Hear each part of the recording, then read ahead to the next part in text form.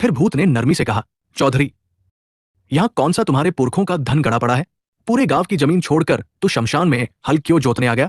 इस जमीन में तुझे क्या खासियत दिखाई दे गई? तू जो चाहता है वो हम तुझे यूं ही दे देते हैं, फिर तू यहां हल नहीं जोतेगा क्या? जाट आलसी तो था, मगर प्रथम दर्जे का चालाक भी था। वो सोचने लगा, 4 हल चलने में ही इतनी बात सिद्ध हो गई, अगर पूरा शमशान जोत दूं तो पता नहीं क्या हो जाएगा। फिर बोला, तू कौन है जो मेरी इच्छा पूरी करने आ गया?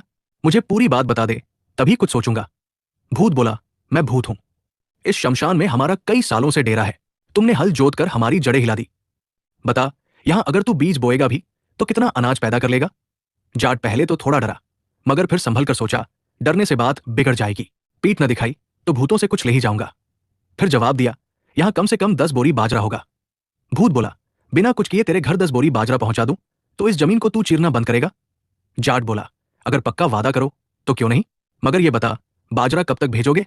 भूत बोला, अगले पखवाड़े तक तेरे घर 10 बोरी बाजरा पहुंच जाएगा। तू अब हल से हमारी आते निकालना बंद कर। जाट ने हल जमीन से बाहर निकालते हुए कहा, अभी तो रुक जाता हूं, मगर काम समय पर पूरा न हुआ तो फिर यही हल जोतने आऊंगा। भूत ने पक्का वादा कर लिया। जाट की तो मनमानी पूरी हो गई। वो अपने बैलों को लेकर उल्टे पांव घर लौटा।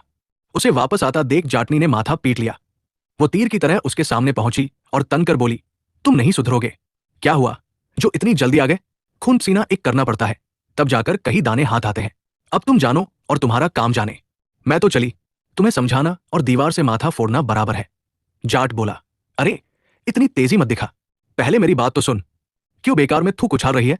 मेरी खेती और तरह की है, अगले पखवाड़े 10 बोरी बाजरा घर आ जाएगा, तू बेफिक्र रह। फिर जाट ने सारी बात जाटनी को बताई, मगर जाटनी को आधा भरोसा ही हुआ।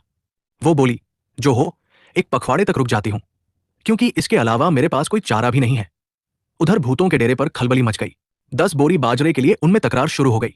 2-3 दिन बाद शमशान में भूतों की पंचायत हुई। बाहर से आए भूतों ने उनकी जगजग सुनी तो पूछा, पूरी बात बताओ, ताकि पता चले तुम इतना क्यों लड़ रहे हो। सारी बात सुनकर भूतों के मुखिया ने कड़कती आवाज में कहा, कैसे भूत हो तुम? एक आलसी आदमी से डर गए, भूतों का नाम डुबो दिया, उसकी गर्दन क्यों न मरोड़ दी?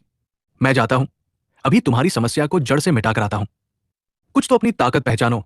भूत तो इधर सलाह मशवरा कर ही रहे थे और उधर जाट के सामने एक नई मुसीबत आन पड़ी। पिछले 3 दिनों से रात को एक जंगली बिल्ला आता और सारा दही चट कर जाता।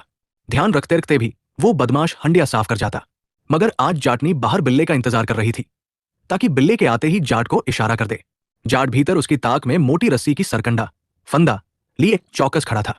आधी रात हुई तो भूतों के मुखिया ने आले दीवार के छेद में से मुंह करके झांका।